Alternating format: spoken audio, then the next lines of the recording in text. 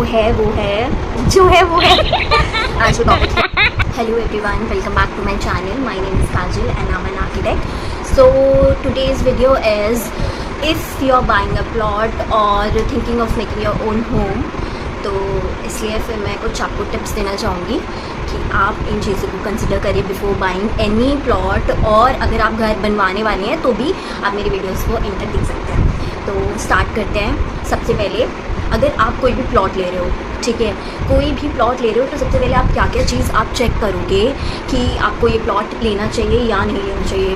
First of all connectivity, ठीक है, hospitals पास में हैं कि नहीं है, मॉल्स पास में है कि नहीं है, ग्रॉसरी आपको मिलेगी, ठीक है. कनेक्टिविटी मतलब कन्वेंस अच्छा है या नहीं है, आसपास मेट्रो है या नहीं है, ये सब चीज़ें आपको कनेक्टिविटी में आपको अपनी देखनी है कि आपके प्लॉट के पास क्या, क्योंकि कभी भी कोई भी इमरजेंसी होती है, कुछ भी होता है, तो कनेक्टिविटी चीज़ों से होना बहुत ही इंपॉर्टेंट है. तो इसलिए आप अपना कनेक्टिविटी अपने प्लॉट से, अपने घर से ज़रूर देखिए, ज़रूर एक बार चेक करें, ठीक है. उसके बाद आते हैं हम प्लॉट पे, ठीक है. आपको क्या क्या चीज़ पता होनी चाहिए अपने प्लॉट के बारे में. सबसे पहले अगर आप वास्तु में मानते हैं तो अपने प्लॉट को वास्तु कंसल्टेंट से एक बार कंसल्ट कर लीजिए कि ये आपके लिए बेटर है कि नहीं है, ठीक है. उसके बाद आप अपने प्लॉट का फ्रंटेज देखेंगे, ठीक है. बहुत प्लॉट्स में ऐसा होता है फ्रंटेज कम होता है, मैक्सिमम प्लॉट्स में ऐसे ही होता है, फ्रंटेज कम होता है और उसकी डेप्थ बहुत ज़्यादा होती है, ठीक है. ऐसा ना हो आपकी डेप्थ बहुत ही ज़्यादा हो, उसके अकॉर्डिंग मतलब प्राइस मैटर करते हैं. तो इसलिए आप अपने फ्रंटेज को ज़रूर देखिए कि कितना फ्रंटेज है, कितने मीटर की रोड पे आ रहा है, कि आपकी बाइक्स, आपकी कार्स मतलब इजीली चले जाएगी वहाँ पे कि नहीं चले जाएगी, ये सब चीज़ें आपको देखनी है. एंड अकॉर्डिंग टू दैट आपको प्राइस अपना मतलब देखना पड़ेगा कि वो प्राइस सही है उस प्लॉट के लिए कि नहीं है. थर्ड चीज़ ये आती है, आप डायरेक्शन और फेसिंग ज़रूर देखें कि अपने प्लॉट में आपका नॉर्थ किधर आ रहा है, ठीक है. आपके प्लॉट की फ्रंटेज किस साइड है, किस डायरेक्शन में है, तो आपको पता होना चाहिए आपके प्लॉट की डायरेक्शन किस तरफ है, नॉर्थ किस तरफ आ रहा है. क्योंकि आप जब भी कंसल्टेंट के पास जाएंगे या आप किसी से बनवाएंगे या आर्किटेक्ट के पास जाएंगे तो फिर वो आपसे पूछेगा कि आपका नॉर्थ किस साइड है, ठीक है. आपको वास्तु के हिसाब से आपकी प्लानिंग होनी चाहिए या नहीं होनी चाहिए, तो वो चीज़ें आपको पता होनी चाहिए कि आपका नॉर्थ किधर है, आपके प्लॉट की डायरेक्शन कैसी है, ठीक है. और उसके बाद आपको चेक करना है कि वहाँ पे सर्विसेज क्या क्या प्रोवाइडेड है. मतलब आपको ये पता होना चाहिए वहाँ पे सीवर लाइन है कि नहीं है, वाटर लाइन है कि नहीं है, इलेक्ट्रिकल पोल्स हैं कि नहीं है वहाँ पे. ये सब चीज़ें आपको पता होनी चाहिए, क्योंकि अगर आप घर बनवाने वाले हो, ऑब्वियसली आप प्लॉट लोगे तो आप बनवाने वाले हो, ठीक है. आपको ये चीज़ें पता होनी चाहिए. अगर आप फ्लैट भी लेते हो तो भी आपको ये चीज़ें पता होनी चाहिए, क्योंकि ये होता है कि जब आप फ्लैट लेते हो कभी भी, तो बिल्डर्स अब मोस्टली वैसे ऐसे बनाने लगे हैं कि अगर कोई भी फ्लैट ले रहा है तो वो वास्तु के हिसाब से ही लेगा अपना फ्लैट. तो बिल्डर्स चीज़ें कंसिडर करने लगे हैं, लेकिन आपको भी नॉलेज होनी चाहिए इस बारे में कि आपका प्लॉट किस डायरेक्शन, मतलब आपका जो फ्लैट है वो किस डायरेक्शन में है, नॉर्थ किस डायरेक्शन में है, किचन किस डायरेक्शन में, क्योंकि होता है अपनी हेल्थ को मतलब इफेक्ट करती है चीज़ें. अगर आप वास्तु में मानते हो तो ये चीज़ें आपको पता होनी चाहिए, ठीक है. क्योंकि ताकि अगर आप कभी भी प्लॉट लेने जा रहे हो, फ्लैट लेने जा रहे हो, आप मतलब बहुतों का ये सपना होता है, बहुत चीज़ें होती है कि फ्लैट लेना है या प्लॉट लेना है, बहुतों का सपना होता है. और फिर उसमें कुछ चीज़ें थोड़ी ऊपर नीचे हो जाती है, तो फिर बाद में अगर पता चलता है तो दुख होता है. अगर पहले पता चल जाता है और आपको लगता है कि वो चीज़ें आप एडजस्ट कर सकते हो, आप ठीक कर सकते हो, तो वो ठीक है. अदरवाइज़ बाद में फिर दुख होता है, यार ये चीज़ रह गई, ये चीज़ हमने देखी नहीं पहले, ये चीज़. तो इसलिए जस्ट मैं आपको पॉइंट्स बता रही हूँ ताकि आप नोट कर लो एक बार, ताकि आप कोई भी फ्लैट या प्लॉट लेने से पहले वहाँ पे ये सब चीज़ें चेक कर सको, ठीक है. तीसरी चीज़, अगर आप फ्लैट ले रहे हो या प्लॉट ले रहे हो, दोनों चीज़ों के लिए मैं बता रही हूँ ये, तो अपने जो है अपने साइट की मेजरमेंट्स आपको पता होनी चाहिए, ठीक है. आपको अपनी साइट की भुजाएं पता होनी चाहिए, चारों भुजाएं पता होनी चाहिए. हो सकता है आपका प्लॉट टेपर्ड में हो या जो भी हो, तो कोशिश करें जो भी आपका कॉन्ट्रैक्टर हो साथ में या जो भी हो, मतलब नॉलेजेबल हो, उससे आप डायगोनल्स भी मेजर कराएं. उससे आपके एग्जैक्ट प्लॉट की डायमेंशन आ जाएगी आपके पास, ठीक है. उस हिसाब से आपका एरिया कैलकुलेशन होगा, और ये आपके लिए बहुत ज़रूरी है, क्योंकि पहले ऐसा होता था कि हम लोग को ये सब नॉलेज नहीं होती थी. तो जो बेचने वाले होते थे, जो सेलर्स होते थे, जो भी हैं प्रॉपर्टी डीलर्स होते, जो भी होते थे, तो वो होता है यार, लोग मतलब चलता है ऐसे, बिजनेस चलता है कि मेरे को ये ठीक नहीं लग रहा है वैसे बोलना कि भाई ऊपर नीचे हो जाती हैं चीज़ें, कर देते हैं ऊपर नीचे. लेकिन जैसे आपको जो चीज़ दिखाई गई है, मान लो आप कोई भी फ्लैट लेने गए हो, जो चीज़ आपको दिखाई गई है कि भाई ये इतनी डायमेंशन का है, जो भी है आपको देख के तो नहीं पता चलेगा. आप कोई वो तो है नहीं उस फील्ड में तो है नहीं, आपको देख के पता चल जाएगा कि भाई वो सही बता रहे हैं नहीं बता रहे हैं। Always have a measuring tape with you.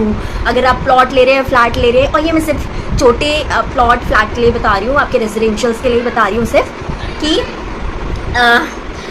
आपके पास मेजरिंग टेप होनी चाहिए। आपको जो प्रेजेंटेशन में दिखाया गया है कि आपका प्लॉट इतने साइजेस का है या आपके रूम्स इतने साइजेस के, ऑलवेज मेजर देम। क्योंकि जब आप बाद में फर्नीचर कुछ भी प्लान करते हैं, कुछ भी प्लान करते हैं, मतलब फर्नीचर लगाने का प्लान करते हैं कि यार इतने बाई इतने का है हमारा, तो हम ये फर्नीचर ले लेंगे।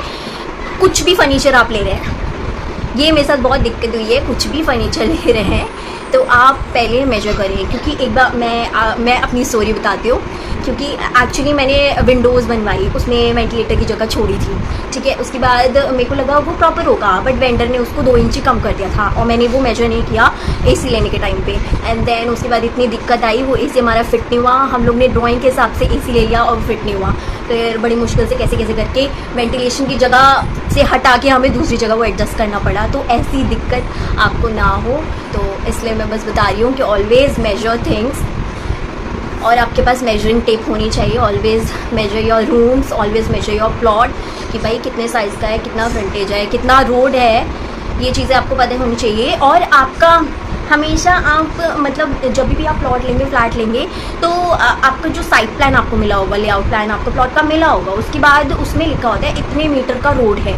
आप रोड मेजर करें, उसके बाद अपना प्लॉट मेजर करें।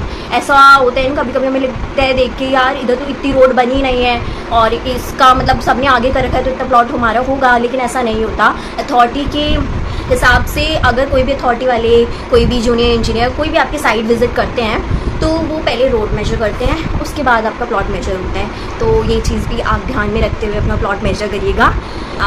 अगर आप लेने का प्लान करें, always check documents properly, please always check documents properly. और ये ना हो कि बाद में उसमें कुछ डिस्प्यूट हो, कुछ भी हो, ये प्रॉब्लम ना आए। तो अपनी पूरी सेल डीड, किसको अलॉट हुआ था, किसने किसको बेचा, पूरी चेन आपको पता होनी चाहिए। और पूरी चेन ओरिजिनल डॉक्यूमेंट्स आपके पास होने चाहिए। आई गेस मुझे ज़्यादा नॉलेज नहीं है इसके बारे में, बट स्टिल आपको मतलब किसी ऑथराइज पर्सन को हायर करके अपने डॉक्यूमेंट्स एक बार चेक करवा ले कि इसमें क्या क्या ज़रूरत होती है। क्योंकि नॉर्मली हम जब घर लेने जाते हैं हमें नहीं पता होता कि क्या क्या डॉक्यूमेंट्स हमको चाहिए होंगे, क्या क्या नहीं चाहिए होंगे। तो मैं थोड़ा ब्रीफ दे देती हूँ कि एक तो चेन ऑफ रजिस्ट्री होती है, ठीक है। आपको पूरा किसको अलॉट हुआ था, कब अलॉट हुआ था, एंड उसके बाद उसने किसको बेचा,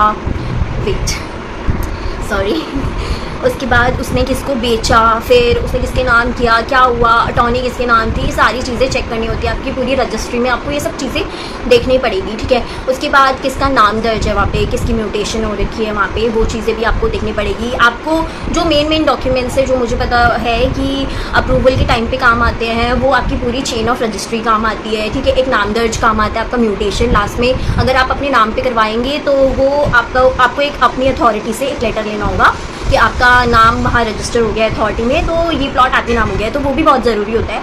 उसके बाद एक अलॉटमेंट लेटर होता है, एक मतलब वो जिसको भी अलॉट हुआ होगा ना, उसको दिया गया होगा अलॉटमेंट लेटर, जिसमें सारी आपकी साइट की डायमेंशंस खोली गई होंगी, ठीक है। ये अथॉरिटी वाले प्लॉट्स के बारे में मैं बात कर रही हूँ, तो उसमें सारी आपकी डायमेंशन खोली गई होगी। और जो चौथी चीज़ आ गई है वो है लेआउट प्लान। आपकी पूरी कॉलोनी का लेआउट प्लान आपके पास होना चाहिए, मतलब पूरी गली का इन द सेंस, ठीक है, कि ये प्लॉट किसका है, इसकी डायमेंशन कितनी है, मतलब लेआउट प्लान आप समझ गए होंगे, साइट प्लान। और ये वाला प्लॉट मतलब उसमें मार्क होना चाहिए कि ये वाला प्लॉट आपका है। तो एंड ये होता है कि कभी कभी जो सेलर्स होते हैं वो बाहर के होते हैं, तो वो हायर करते हैं किसी को, तो वो किसी के नाम पे अटॉर्नी करते हैं, मतलब वो एक अथॉरिटी दे देते हैं किसी दूसरे पर्सन को कि मैं यहाँ पे नहीं रहता हूँ या नहीं रहती, या जो भी रीज़न है XYZ, या मैं नहीं जा सकता हूँ पर्पज़ के लिए या किसी भी चीज़ के लिए, तो ये मेरे बिहाफ पे कहीं पे भी साइन कर सकते हैं। वो एक पूरा अटॉर्नी बना होता है, वो उसमें सारे आपके पॉइंट्स लिखे होते हैं कि किस किस के लिए ये अलाउड है, मतलब क्या क्या चीज़ें कर सकते हैं, तो एक वो चीज़ भी होती है। तो ये सारे पेपर्स मेरे को सारे नहीं पता, आप अगर चाहेंगे तो पूरा रिसर्च करके जाइएगा। तो ये चीज़ होती है। प्लॉट जो है अगर अथॉरिटी के अंदर आता है, अगर अथॉरिटी के अंदर नहीं आता तो जैसे लाल डोरी वाले प्रोजेक्ट्स हो गए, जो भी हो गए, उसमें भी आपको अपनी ड्राइंग्स तो बनवानी पड़ेगी एक्चुअली आर्किटेक्ट से, क्योंकि जब भी आप इलेक्ट्रिसिटी के लिए अप्लाई करते हैं या किसी चीज़ के लिए भी अप्लाई करते हैं, तो वो ड्राइंग्स आपकी चाहिए होती है आर्किटेक्ट से अथॉरिटी में, मतलब इलेक्ट्रिसिटी वाले डिपार्टमेंट्स को चाहिए होती है और भी चीज़ों को चाहिए होती है, तो वो सारी चीज़ें वहाँ पर लगती है। और अगर आपका अथॉरिटी का प्लॉट है तो आपको पहले वो पास करवाना पड़ेगा। वेट, तो आगे बढ़ते हैं। प्लॉट लेने के बाद अब आपको क्या करना है, अगर आपका अथॉरिटी का प्लॉट है तो सबसे पहले आपको आर्किटेक्ट हायर करना है, और आर्किटेक्ट हायर करोगे तो वो आपको गाइड करेगा कि आपको कैसे आगे बढ़ना है। सबसे पहले आपका शायद प्लॉट पास होगा, अगर उस कॉलोनी के उस एरिया के प्लॉट्स अगर पास होते हैं अथॉरिटी में, तो वो सबसे पहले आपका नक्शा पास करने के लिए देगा। और नक्शा पास करने के बेनिफिट्स ये हैं कि आपको अपने सेटबैक्स पता चल जाएंगे कि आप कितना कंस्ट्रक्ट कर सकते हो, क्या क्या नॉर्म्स है, क्या क्या नहीं है, क्या कितना, मतलब अगर आप कितना उससे अलग जा सकते हो कि दैट विल बी ओके। अगर आप अपना घर बना रहे हैं तो ये सब चीज़ें आपके लिए जाना ज़रूरी होगा कि अकॉर्डिंग टू नॉर्म्स आप क्या क्या चीज़ें कर सकते हैं उस प्लॉट्स में। हाँ, एक चीज़ मैंने मिस कर दी थी, आप प्लॉट लेंगे तो आप उस प्लॉट में ज़रूर देखें कि उसमें जो यूज़ है आपके प्लॉट का वो रेजिडेंशियल है या नहीं है, क्योंकि कोई कोई प्लॉट्स ऐसा होता है रेजिडेंशियल कम कमर्शियल होता है, कोई कोई मल्टीपर्पज़ होता है, जो भी होता है प्लॉट्स मतलब अलग अलग टाइप के होते हैं। तो आपको ये ज़रूर चेक करना है कि आपका ओनली रेजिडेंशियल है या नहीं है, और या रेजिडेंशियल प्लस कमर्शियल है, या दो चीज़ें और चेक करनी है आपको, आपका जो प्लॉट है एकल आवासीय है या आपका प्लॉट बहुआवासीय है। ठीक है, एकल आवासीय में सिर्फ आपको मतलब एक विला मिलेगा, मतलब पास कराएंगे तो आप एक विला मिलेगा जिसमें एक किचन मिलेगी, और बहुआवासीय में आप फ्लैट टाइप पूरा बना सकते हैं अपने प्लॉट में। तो ये चीज़ें भी आप ज़रूर चेक करना। वैसे आप किसी आर्किटेक्ट के पास जाएंगे तो हो सकता है उसको ये नॉलेज हो, अगर वो अथॉरिटीज़ के काम करता होगा तो उसको ये नॉलेज होगी और वो आपको अच्छे से गाइड कर पाएगा। ठीक है, उसके बाद फिर आप अथॉरिटी के लिए अप्लाई कर देंगे, अपना मैप पास करवाने के लिए अप्लाई कर देंगे, तो उसके बेनिफिट्स ये हैं, आपको सारी नॉर्म्स पता चल जाएंगे अपने प्लॉट्स में, और आपका जो प्लॉट है रजिस्टर हो जाएगा कि हाँ इन्होंने पास करा दिया है। और मतलब डेवलपमेंट चार्जेस होंगे, जो भी चार्जेस होंगे, बिल्डिंग कंस्ट्रक्शन के चार्जेस होंगे, मेट्रो सेस होगा, वो सारा आपको पे करना पड़ेगा उस टाइम पे। जो भी आपका इंजीनियर होगा, जो भी आपकी ड्राइंग वेरीफाई करेगा, वो सारे आपकी डिमांड आपको मतलब निकाल के दे देगा, and you have to submit that. और उसका बेनिफिट ये होगा कि आप अपने प्लॉट पे लोन के लिए भी अप्लाई कर सकते हैं, तो इससे थोड़ा इजीली आपका लोन वगैरह चीज़ें हो जाती है। ठीक है, एक पॉइंट जो मैंने मिस कर दिया था that is also very important. मैं आर्किटेक्ट हूँ, मैं इसलिए ऐसा बोल रही हूँ, नहीं ऐसा नहीं है। इफ़ आपको कोई भी डाउट है उस प्लॉट में, कुछ भी है, तो रन टू द आर्किटेक्ट। उस एरिया का जो भी आर्किटेक्ट है, जो भी मतलब अच्छे आर्किटेक्ट्स हैं जो भी हैं, उनके पास जाइए, आप एक बार उनसे कंसल्ट कीजिए कि ये प्लॉट हमारे लिए बेनिफिट होगा, इन फ्यूचर भी ये बेनिफिट देगा हमें या नहीं देगा, क्योंकि बहुत इंपॉर्टेंट है कि आगे चल के हमारी जो प्लॉट है उसकी क्या वैल्यू होने वाली है, क्या नहीं होने वाली है। क्योंकि अगर आप एक बार इन्वेस्टमेंट कर देंगे और उसके आगे कोई वैल्यू नहीं होने वाली, तो फिर सब कुछ बेकार ही है, ऑब्वियसली सब कुछ बेकार है। क्योंकि जब एक घर बनाते हैं तो आपकी पूरी पूंजी होती है, वो एक फीलिंग्स होती है, इमोशंस होते हैं। तो मैं चाहती हूँ कि आप अपना बेस्ट उसमें करें, मतलब अपना बेस्ट जितना भी दे पाएँ और जितनी भी चीज़ें आप कंसिडर कर पाएँ वो करें, तो अच्छा होगा। आप जहाँ पे भी प्लॉट्स ले रहे हैं वहाँ के आर्किटेक्ट से एक बार कंसल्ट कर लें कि ये प्लॉट मेरे लिए बेनिफिशियल होगा कि नहीं होगा। आसपास के लोगों से पूछें कि कैसे हैं कैसे नहीं। एक कम्युनिटी भी बहुत मैटर करती है, एज एन आर्किटेक्ट मैं बता रही हूँ, जहाँ पे आप रहते हैं तो वहाँ पे कैसे लोग भी रहते हैं ना, that is also very important. क्योंकि आपकी कैसे ग्रोथ होगी वो एक कम्युनिटी ही बताती है। ठीक है, अब तो आपने अब नक्शा पास हो गया आपका, लोन वोन के लिए आपने अप्लाई कर लिया। अब आप बैठ के अपना बजट, आपका बजट कितना है, वो प्लॉट में आप कितना लगा सकते हो, कितना नहीं लगा सकते हो, वो कैलकुलेट करना स्टार्ट कर दीजिए। क्योंकि बहुत इंपॉर्टेंट है अपना बजट जानना। क्योंकि जब आप कोई भी घर बनाते हो तो उसके बनाने की कोई लिमिट नहीं होती। आप मतलब बनाते जाओगे, आपको मन करेगा ये चीज़ भी होनी चाहिए, ये चीज़ भी होनी चाहिए, नहीं।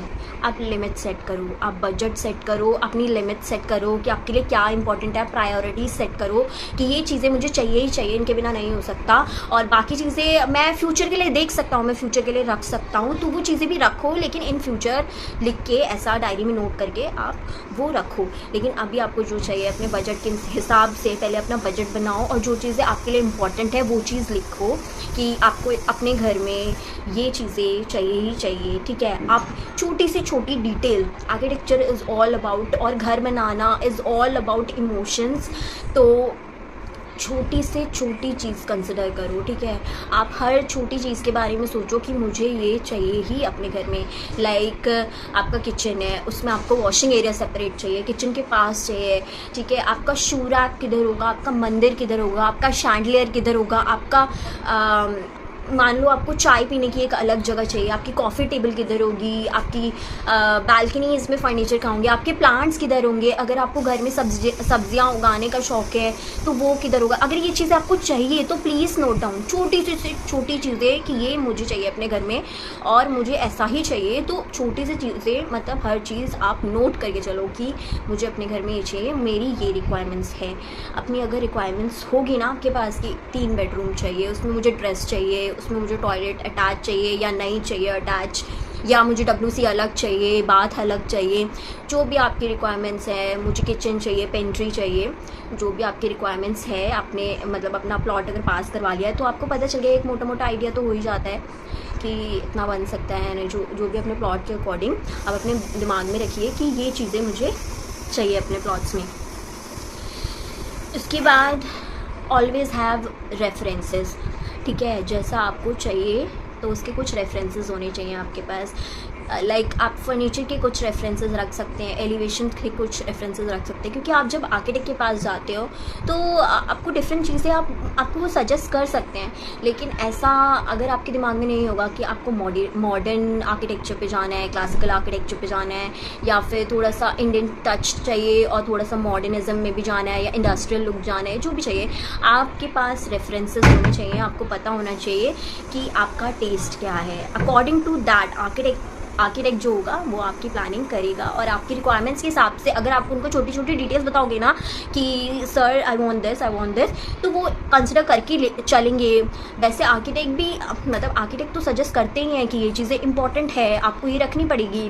सबका लाइफस्टाइल अलग होता है, सबके लाइफस्टाइल के हिसाब से सबकी प्लानिंग्स अलग होती है। हर मतलब कोई भी चीज़ कहीं पे ऐसे ही फिट नहीं हो जाती, हर इंसान के हिसाब से आपको अलग तरीके से सोचना पड़ता है, ठीक है। उसके बाद जब आप आर्किटेक्ट के पास जाएंगे, अपनी रिक्वायरमेंट्स रखेंगे कि ये चीज़ चाहिए, तो ही विल गाइड यू कि आप मतलब यहाँ पे मतलब आप क्या क्या चीज़ अपने प्लॉट में दे सकते हैं, क्या क्या देना मुश्किल होगा। और आप ये ज़रूर बताएं आर्किटेक्ट को कि हम फ्यूचर में ये कर सकते हैं, ताकि वो पहले अपना स्ट्रक्चर या कुछ भी लेके चले। एक एग्जाम्पल मैं देना चाह रही हूँ, जैसे अभी रिसेंट में ऐसा हो रहा है कि आप जैसे मान लो 2 मंजिल का मकान बना रहे हो, G+2 का मकान बना रहे हो, उसके बाद आप सिर्फ स्टेयरकेस दे रहे हो, ठीक है। अब इन फ्यूचर आप सोचो कि यार मैं इसमें लिफ्ट भी लगा सकता हूँ, अभी मेरा इतना बजट नहीं है लेकिन बाद में मैं लिफ्ट लगा सकता हूँ। तो आप ये चीज़ आर्किटेक्ट को बता के चलेंगे कि मेरे को फ्यूचर में ये करना है, सो दैट आर्किटेक्ट ये कंसिडर करके चले, आपके स्ट्रक्चर में ज़्यादा दिक्कत ना हो बाद में।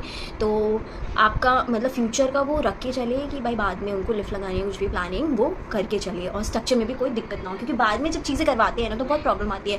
तो आप अपना बेसिक रिक्वायरमेंट्स, डिटेलिंग, आपको क्या क्या चाहिए, आप फ्यूचर के लिए क्या सोच रहे हैं, ये सब चीज़ें नोट डाउन करके आर्किटेक्ट को ज़रूर बताएं at the time of working, ठीक है। उसके बाद आप आर्किटेक्ट से जब आप अपनी बेसिक चीज़ें शेयर करेंगे, रिक्वायरमेंट्स देंगे, please give them some time. As an architect मैं ये बोल रही हूँ, प्लीज़ प्लानिंग के टाइम पे आपको जितना टाइम लेना है आप लीजिए, ठीक है। बिफोर कंस्ट्रक्टिंग अ हाउस आप टाइम लीजिए, अच्छे से प्लान कीजिए, मतलब प्लानिंग फाइनलाइज कीजिए। सबसे इंपॉर्टेंट है प्लानिंग फाइनलाइज करना, ठीक है। उसमें आप 1 महीना 2 महीना दो अच्छे से कि आपको क्या चाहिए, उसके बाद फाइनलाइज करो। कभी कभी ये होता है ना कि आपको बहुत जल्दी होती है, घर स्टार्ट करना है, मुहूर्त बीत जा रहा है, ये बीत जा रहा है, नहीं प्लीज़ अगर जो भी है आप कंसिडर करके चलिए कि भाई अगर मेरे को इतने टाइम पे मेरे को पूजा करवानी है, इतने टाइम पे कंस्ट्रक्शन कराना है, उससे 1-2 महीने पहले आर्किटेक्ट के पास जाइए, प्लानिंग को प्रायोरिटाइज कीजिए। क्योंकि अगर एक बार घर बनना स्टार्ट हो जाता है ना, बाद में छेड़खानी करना उसमें बहुत मुश्किल हो जाता है, और जब बन जाता है ना तब लगता है कि यार ये चीज़ रह गई, ये चीज़ हमने ध्यान नहीं दी। हाँ वो अलग बात है, आप कितना भी ध्यान दे लो, कुछ ना कुछ चीज़ तो मतलब ऐसा है कि कुछ ना कुछ बाद में ये लगता है कि यार ऐसा कर लेना चाहिए था, वैसा कर लेना चाहिए था, अभी स्विमिंग पूल बनाना है हमको, अब कैसा करें। तो मैं चाह रही हूँ कि आप सारी चीज़ें मतलब कंसिडर करके चलें और प्लानिंग को टाइम दें। उसके बाद आपकी प्लानिंग फाइनलाइज हो गई, उसके बाद आप आस्क फॉर डिटेल्स। तो अभी आपकी प्लानिंग फाइनलाइज हो गई, ठीक है। अगर आपकी प्लानिंग फाइनलाइज हो गई उसके बाद आप छोटी से छोटी डिटेल्स आर्किटेक्ट से बोलो कि वो आपको दे, ठीक है। आपको आर्किटेक्ट से कॉन्ट्रैक्ट बनाना पड़ेगा कि आपको किस किस टाइप की डिटेल्स चाहिए, लाइक इलेक्ट्रिकल चाहिए, प्लम्बिंग चाहिए और प्लानिंग की चाहिए आपको, डिटेलिंग मतलब ड्राइंग्स चाहिए, एलिवेशंस चाहिए, 3Ds चाहिए या इंटीरियर डिज़ाइनिंग चाहिए, उसकी जो भी चाहिए आप आर्किटेक्ट से मांगे। आप अपना फर्नीचर लेआउट मांगे एंड उसके साथ एक मतलब मीटिंग्स करें जितनी आप मतलब पॉसिबल हो, जितना आप टाइम दे सकते हो उसको दें एंड अपनी ड्राइंग्स फाइनलाइज करें। उसके बाद आती है कॉन्ट्रैक्टर हायर करने की बारी। तो हमारा तीसरा है कॉन्ट्रैक्टर हायर करना है अब हमको। तो जो भी आपको रिकमेंडेशन मिले या आपके लोन में हो जो भी कॉन्ट्रैक्टर, उसका पहले का काम ज़रूर देखें और जिन्होंने वो बनवाया उनके ओनर से ज़रूर बात करें कि ये कैसा काम करते हैं, ये कैसे हैं। मतलब बहुत इंपॉर्टेंट है कॉन्ट्रैक्टर के बारे में जानना, क्योंकि आपके जो घर को मतलब आप 6 महीने 1 साल लग सकता है बनवाने के लिए, क्योंकि जो मतलब कंस्ट्रक्शन होने में जो स्ट्रक्चर खड़ा होता है वो तो जल्दी खड़ा हो जाता है। एक आपको जो टाइमिंग लगता है वो डिटेलिंग में लगता है, उसमें बहुत टाइम लगता है। तो आप कॉन्ट्रैक्टर का काम देख लें और जिनका उन्होंने घर बनाया जो भी है उनसे अच्छे से बात कर लें कि ये कैसे कॉन्ट्रैक्टर हैं, कैसा काम करते हैं, टाइम टू टाइम डिलीवरी है इनकी या नहीं है। ये सब चीज़ें कॉन्ट्रैक्टर के बारे में आप जान लिए ओनर से। मतलब 1-2 प्रोजेक्ट्स नहीं, try to visit more than 2 projects कि उनके ओनर से बात कर लें। और अगर आपने मतलब कॉन्ट्रैक्टर का काम आपको अच्छा लगा और ओनर से भी आपने बात कर ली, तो आप स्कोप ऑफ वर्क वो क्या क्या उसमें काम देंगे, क्या क्या अगर आप चंकी में दे रहे क्या क्या मटेरियल्स वो लगाने वाले हैं, वो सब आप एक एग्रीमेंट उनसे बनवा लेंगे और get it signed and checked by architect. ठीक है, वो जो भी स्कोप ऑफ वर्क वो लिखेंगे अपना कि ये करेंगे, इतने पैसों में करेंगे। हाँ, बहुत इंपॉर्टेंट बात, जो ओनर्स हैं उनसे पैसे वैसे भी आप पूछ लेंगे कि कितने में किया था, क्या किया था और कैसे किया था। तो जब आप कॉन्ट्रैक्टर से बनवाएंगे उसके बाद आर्किटेक्ट से चेक भी करवाएंगे कि या तो आप खुद चेक करेंगे, आर्किटेक्ट से चेक करवाएंगे और एनालाइज़ करेंगे कि ये ठीक रेट लगा रहे हैं या नहीं लगा रहे हैं। उसके बाद आप मटेरियल्स वगैरह कौन से लगा रहे हैं, इस चीज़ का बहुत ध्यान रखना है कि आपके जो घर में है वो सरिया कौन से लगा रहा है, सीमेंट कौन सा यूज़ कर रहा है, ब्रिक्स कौन से यूज़ कर रहा है, फिक्सचर्स कौन से यूज़ कर रहा है। आपको इस चीज़ का पता होना चाहिए आर्किटेक्ट की रिकमेंडेशन के अंडर। और कॉन्ट्रैक्टर और आर्किटेक्ट मिलके आपका वो बना सकते agreement for scope of work. ये आप लोग मतलब तीनों मिलके साइन कर लीजिए कि क्या इंपॉर्टेंट है, क्या बनाना है, कैसे बनाना है। उसके बाद पेमेंट का एग्रीमेंट कि आप कितनी पेमेंट कौन से वक्त पे करने वाले हैं, लाइक कौन से स्लैब कास्ट पे आप कितनी पेमेंट करेंगे, ये सब चीज़ें कितनी कौन से फिनिशिंग पे आप कितनी पेमेंट करेंगे कि बहुत इंपॉर्टेंट है। आप एक पेमेंट का अपना एग्रीमेंट भी बनवा लीजिए and get it signed.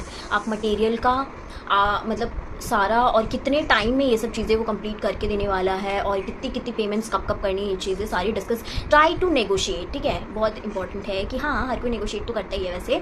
Try to negotiate as much as you can. Try to आप जो मटेरियल्स लगाओ वो अच्छी कंपनीज़ के लगाओ। तो ये सब चीज़ें आप ध्यान में रखना और आर्किटेक्ट से चेक ज़रूर करवाना। उसके बाद आपका घर बन रहा है, जो भी बन रहा है, ठीक है, आपने कॉन्ट्रैक्ट कर लिया, पेमेंट के कॉन्ट्रैक्ट कर लिया, आपने मटेरियल्स को कॉन्ट्रैक्ट कर लिया। ऐसा ज़रूर होता है, in most of the cases ऐसा होता है कि कॉन्ट्रैक्टर लास्ट में बोल देते हैं कि मेरा इतना एक्स्ट्रा खर्चा हो गया, ये हो गया, वो हो गया और इस चीज़ का एक्स्ट्रा होता है और वो टाइमली आपको मतलब डिलीवर नहीं कर रहा जो उसने बोला था कि इतने टाइम में मैं कर दूँगा। तो don't make extra payments please.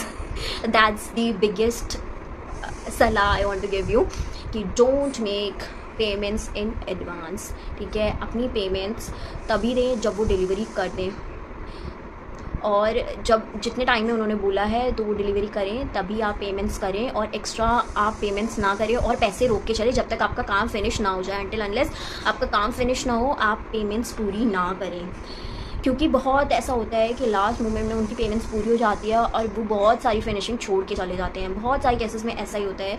तो आप उतनी पेमेंट्स अपनी बचा के चलना कि लास्ट में अगर वो छोड़ते भी हैं, चले भी जाते हैं, जो भी होता है तो आपका नुकसान ना हो। ठीक है, आप ओनर से बात कर चुके हैं, वो डिपेंड करता है कि कैसे वो कॉन्ट्रैक्टर हैं, तो आपको ओनर्स से बात करके वो पता चल जाएगा। तो ये चीज़ें बहुत ध्यान रखें, एग्रीमेंट ज़रूर बनवाएं, उनके पुराने प्रोजेक्ट्स ज़रूर देखें और वो ओनर्स से ज़रूर बात करें कि इनका काम कैसा है, ठीक है, ये टाइम में डिलीवर करते हैं या नहीं करते हैं, पैसों का क्या सिस्टम इन ऑल, ये सब चीज़ें ओनर से बात करके आपको पता चल जाएगा कॉन्ट्रैक्टर के बारे में। एग्रीमेंट्स बनवाएं, आर्किटेक्ट से चेक करवाएं और एक्स्ट्रा पेमेंट्स नहीं करनी है, जल्दी पेमेंट्स नहीं करनी है, क्योंकि बहुत होता है फिनिशिंग वो छोड़ देते हैं लास्ट टाइम पे। मटेरियल जो भी है वो मेंशन होना चाहिए एग्रीमेंट में, हर चीज़ मेंशन होनी चाहिए, छोटी से छोटी चीज़ मेंशन होनी चाहिए, क्योंकि जो एग्रीमेंट बनता है वो आप आर्किटेक्ट से चेक करवाएंगे तो दैट विल बी ओके। क्योंकि जब बनता है ना तो कॉन्ट्रैक्टर बोलते हैं ये तो आपने बोला ही नहीं था। मान लो लॉफ्ट बनवानी है आपको, ठीक है, टान बनवानी है, अब वो कॉन्ट्रैक्ट में होगा नहीं तो वो बोलेगा इसके एक्स्ट्रा चार्ज लगेंगे। आपको स्लैब डलवानी है, अगर डलवानी है तो, क्योंकि आजकल तो मॉड्यूलर चल रहा है, तो अगर आप मान लो कहीं पे भी स्लैब कास्ट करनी है, किचन में स्लैब कास्ट करनी है, कहीं पे भी स्लैब कास्ट करनी है, तो वो बोलेगा कि इस कॉन्ट्रैक्ट में ये तो है नहीं, इसके एक्स्ट्रा चार्ज लगेंगे। कुछ भी है, मिट्टी भरवानी है, मिट्टी हटानी है, फाउंडेशन भरनी है, लोहा मोड़ना है, बहुत सारी चीज़ें होती हैं, ठीक है, बहुत सारी चीज़ें होती हैं। तो वो चीज़ें सब आपके एग्रीमेंट में होनी चाहिए। आपके एग्रीमेंट में होगी तो आपके एक्स्ट्रा पैसे बचेंगे, और जितनी सतर्कता होगी उतने आपको अच्छा होगा, आपके पैसे बचेंगे और आपके काम फिनिशिंग से टाइमली आप कर पाएंगे। हाँ, ब्रांड्स वगैरह सब मेंशन होने चाहिए उसमें। यस, एक चीज़ और मेरे साथ ये दिक्कत हुई थी तो मैं बता रही हूँ, जो वो शटरिंग यूज़ करें, मेक श्योर कि वो शटरिंग न्यू हो। जो भी वो वुड यूज़ करें, मेक श्योर कि वो न्यू हो। अगर वो न्यू नहीं होएगी तो आपके जो स्लैब है वो थोड़ी झूलने लग जाएगी और वो आपके सीलिंग में दिखने लग जाएगा। तो आप मेक श्योर करें, ये कॉन्ट्रैक्ट में लिखवा लें कि वो शटरिंग जो यूज़ करेंगे वो गुड क्वालिटी की यूज़ करें। अदरवाइज़ मतलब जो भी एक्शन लेना चाहें वो ले सकते हैं। तो शटरिंग का भी बहुत अच्छे से ध्यान रखना है, शटरिंग में चेक करवाना है। जो भी आपका साइट इंजीनियर अगर आप हायर करते हैं तो वो चेक करे, मतलब कॉन्ट्रैक्टर का काम, लेवल्स चेक करे जो भी है, ताकि आपको बाद में दिक्कत ना हो। या and we have come to the last topic, that is 5th topic. Furniture की आप सिलेक्शन करेंगे वो ट्राई करना कि स्टैंडर्ड साइज़ के हों, जितने साइज़ के मार्केट में चल रहे हैं उतने साइज़ के हो। अगर आप स्टैंडर्ड साइज़ से छोटे या बड़े या कैसे भी अगर आप कस्टमाइज़ करवाते हैं, कुछ भी करवाते हैं, तो वो बहुत ज़्यादा एक्सपेंसिव हो सकते हैं। दैट इज़ बहुत ज़्यादा ही एक्सपेंसिव हो सकते हैं। तो अगर बजट का इशू नहीं है तो आप कुछ भी कस्टमाइज़ कराएँ, that totally depends on you. तो और अगर बजट का इशू है तो ट्राई करें कि स्टैंडर्ड साइज़ के फर्नीचर्स आप लें, और स्टैंडर्ड साइज़ के फर्नीचर ही आप फर्नीचर लेआउट में आर्किटेक्ट से डलवाएं, तो आपका जो है सब कुछ बजट में हो सकता है। आप कोई भी मटेरियल्स लेते हैं, आपको विंडोज़ लगानी है, आपको डोर्स लगाने हैं, आपको फ्लोरिंग लगानी है, आपको टाइल्स लगवानी है, या जो भी लगवानी है, जितने भी आप फ्लोर बना रहे हैं, तो मेक श्योर उसकी कैलकुलेशन हो। आपकी कैलकुलेशन आर्किटेक्ट कर देगा और या कॉन्ट्रैक्टर भी कर सकता है, जो भी है। तो अगर आपको कोई भी मटेरियल लेना है, फ्लोरिंग के लिए लेना है, वॉल्स के लिए लेना है, मतलब आप विंडो लगाना चाहते हो, डोर लगाना चाहते हो, आपको कबर्ड्स बनवा, अगर आप मटेरियल बल्क में लेंगे तो वो आपके बजट में होएगा। अदरवाइज़ आप एक फ्लोर का पहले ले लेंगे, दूसरे फ्लोर का बाद में ले लेंगे, ऐसा सोचेंगे तो वो आपको एक्सपेंसिव पड़ सकता है। इसलिए आप पूरी कैलकुलेशन एक बार रख के चलिए आर्किटेक्ट के साथ, कॉन्ट्रैक्टर के साथ, ताकि जब आप मटेरियल लेने जाओ अगर बल्क में लेंगे तो आपको वो सस्ता पड़ेगा, एक्सपेंसिव नहीं पड़ेगा। तो ये कंसिडर करें कि जो भी आप विंडोज़ के लिए वुड लेने जाओ, या डोर के लिए वुड लेने जाओ, चौखट लेने जाओ, या फ्लोरिंग के लिए मार्बल्स, फ्लोरिंग जो भी आप बनाना चाहे, टाइल्स, वुडन, जो भी आप करवाना चाह रहे हो, अगर वो बल्क में लोगे, टाइल्स बल्क में लोगे, अपने फिक्सचर्स बल्क में लोगे, फिक्सचर्स भी तो लगाने हैं, इंपॉर्टेंट है वो आपके। Last tip from my side is, बहुत लंबी वीडियो हो गई आई गेस, बट थोड़ी सी भी यूज़फुल रही हो, थोड़ी सी भी हेल्पफुल रही हो, तो प्लीज़ लाइक, शेयर, एंड जो भी घर बनवाने वाले हैं ना अपना, उनको भेज देना।